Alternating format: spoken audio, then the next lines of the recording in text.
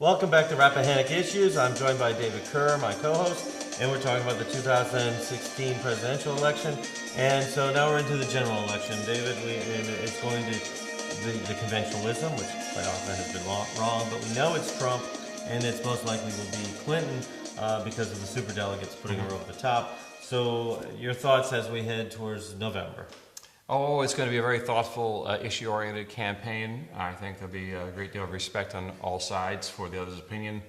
And I think we'll find the American people engaging in a really thoughtful debate of the issues. I'm sure you agree. Yeah, no. Okay, so really, David, what is... Well, really, I think it's going to be one heck of a brawl. Both sides are going to have a lot of money. Curiously, Hillary might have a lot more money because as rich as Donald Trump is, he's not that rich. These campaigns are estimated to cost about $2 billion apiece, going in, which is doubling of what it was in 2012.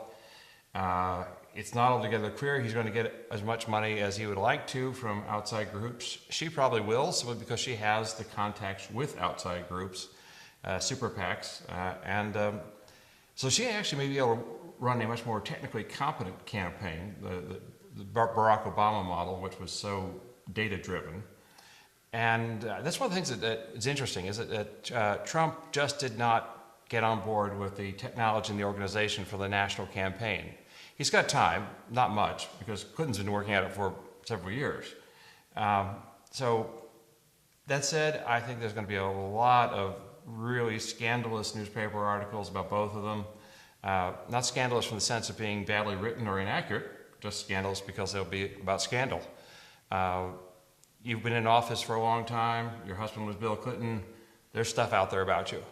If you're Donald Trump and have been in the public eye, been in business in New York City, in the construction industry, in the casino business, there's stuff about you. And he certainly has not shied away from saying things or associating with people that might make pretty good copy. So well, they're going to use it. Well, and the Clintons have shown repeatedly that they, with their war room, and that they will play and they will hit hard. They already have their PAC is already running ads against Trump. But Trump has learned from watching The Godfather that you hit me once, I hit you 3 times. So it is. I bet Hillary saw the same movie. Probably, but it's going to be one of the nastiest campaigns in American history, and which is going to be either revolt many more people or it will motivate many more people, depending on who's throwing more mud and more dirt and more things against the other one. You jokingly said about themes and concepts and major issues, and a Bernie versus a Trump or Bernie versus a mainstream Republican would have been, do we want to have the nation become like Europe, or do we want to have stay the way we are, individualistic and capitalistic? It'd be a thematic one. This is not. I mean, this will not be anything of that noble a level. And you're right. It's just going to be really nasty, and not one that's going to motivate a lot of people to vote to a certain degree. The conventional wisdom is saying that because of the changing demographics of the country, that Hillary's going to do well and she'll win. But I keep looking at the number that normally we get 45 to 55% of the American public will vote. And if Trump is able to churn out 10, 15% that never voted before, that will change the dynamics of this. The same way they've been saying that in certain states out west with a greater number of Hispanics now voting because they're now able to vote, that will change those the demographics in those states. So I think that dynamic really hasn't been delved into enough. Of if he's, I looked at Indiana last night, which Indiana went for Obama 8 years ago. Indiana, Trump's vote is double that of Hillary's vote, and Cruz's vote was almost double what Hillary's vote was. And so that's a state that, in theory, that they might be in play. So that I don't know that the old rules are going to apply again this year, because so many of them have been destroyed. And there's a tendency, some voters, just because they're not happy for whatever reason, I've seen this before, and you have to simply vote for somebody to protest. And that protest could be substantial, and what throws us even into the more unpredictable category. Well, and it's funny because that you mentioned that, but that it has been a strand in American history where there is a time where people will go say the status quo isn't working, we want to go somewhere different. FDR, totally different from the status quo. Reagan, it's totally different from the status quo. So there are trends that when the people look at it and say, look, we've tried it. Obama to a certain degree. The attitude was that the status quo wasn't working. McCain was the status quo. We're going to try somebody new because it can't get any worse. So that mentality isn't a bad mentality because it's the same mentality of the system.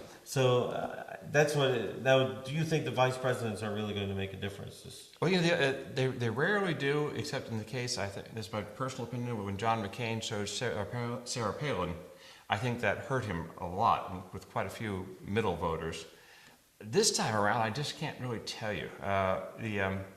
It probably would help Trump, actually, because he would look a little more solid if he picked a candidate. As you said before the show, you mentioned that Trump might be inclined to go for somebody who offers some of the qualifications that he couldn't.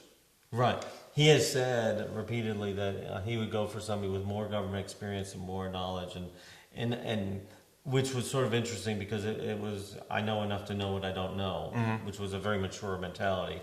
Kind of surprised. So you could see him going for somebody like a Nikki Haley or Jody Ertz has been mentioned. And also, if he picks a female, it may deaden that comment that he's against all women. It's just that and he's a horrible person towards women. It'd be, look, I picked one in case I die. They're going to take over the presidency. For the Clinton campaign, if the Sanders really pushes them in one way, that will be an interesting element at the convention. What do you? We're coming down to our last minute. What do you think of a possible Tim Kaine vice presidential nomination? Our senator from Virginia, our junior senator. Right. I don't see where he brings anything to latch into the Sanders camp. So that doesn't help her unite the party. Probably if it's a blowout, she'll win Virginia anyways. So I don't see where he would get anything. He was not going to bring Virginia. It's either going to happen or not. So I don't see where he would be that much of a benefit. Elizabeth Warren, that would be a game changer. But she's talking about the Castro brothers. One's a congressman and one's a secretary of Health and Human Services, or HUD. To try to lock up the Hispanic vote. That would be more dynamic than Tim Kaine. But I tend to agree with you on that score. Though Tim is having a good time, trying on the little vice presidential seal and the cufflinks. All right. Well, and we're going to have to. This sort of brings cufflinks to the end of our show, and so we will thank you for watching and listening to us today as we go into the 2016 election, and we hope you come back to Rappahannock Issues.